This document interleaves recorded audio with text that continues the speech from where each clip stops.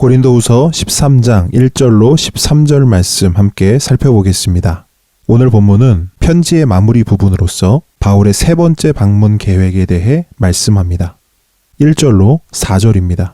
바울은 자신의 세 번째 방문을 선언하며 신명기 19장 말씀을 인용합니다.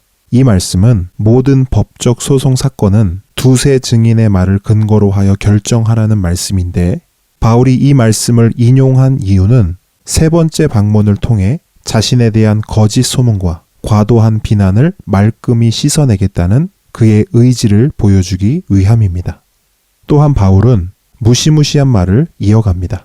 자신이 세 번째 방문을 했을 때 만약 죄를 짓고도 회개하지 않는 자들이 있다면 그들을 결단코 용서하지 않는다는 것입니다. 바울이 이렇게까지 격양된 이유는 거짓 사도들과 그들의 말에 동조한 고린도 성도들이 자기 자신들의 죄를 돌아보기는커녕 적반하장식으로 바울의 사도성을 의심할 뿐 아니라 바울은 비리비리하고 약하기에 그가 전한 진리의 말씀 또한 별 볼 일 없다고 의심했기 때문입니다. 그러나 바울은 그리스도께서 약함 가운데 십자가에 못 박히셨으나 이제는 하나님의 능력으로 살아나신 것처럼 자신도 비록 연약해 보이지만 죄를 짓고도 회개하지 않는 자들 앞에서만큼은 하나님의 능력으로 살아나 결코 약하지 않을 것이라고 선언합니다.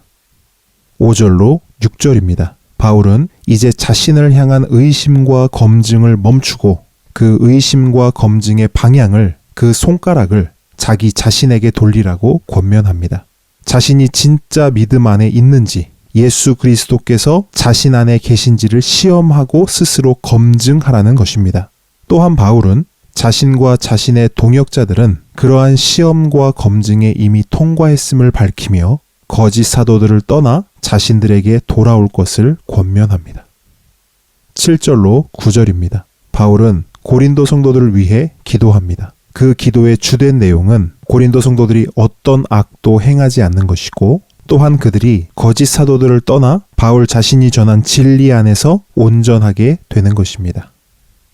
10절입니다. 바울은 반복적으로 고린도 성도들을 경고했습니다. 심지어 결코 용서하지 않겠다는 무시무시한 말도 했습니다.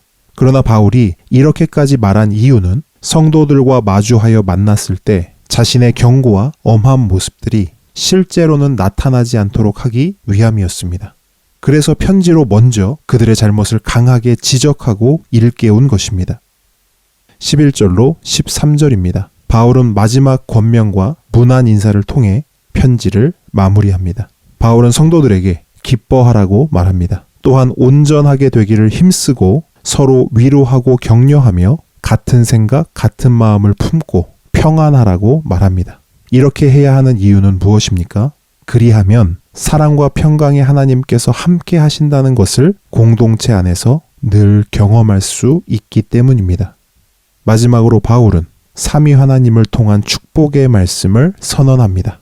이 축복의 말씀은 오늘날 매 예배 때마다 선언되는 축도의 기원이 되는 말씀입니다. 오늘의 묵상 질문입니다. 이 땅의 교회는 연약하고 부족한 자들이 모인 곳이기에 완전하지 않습니다.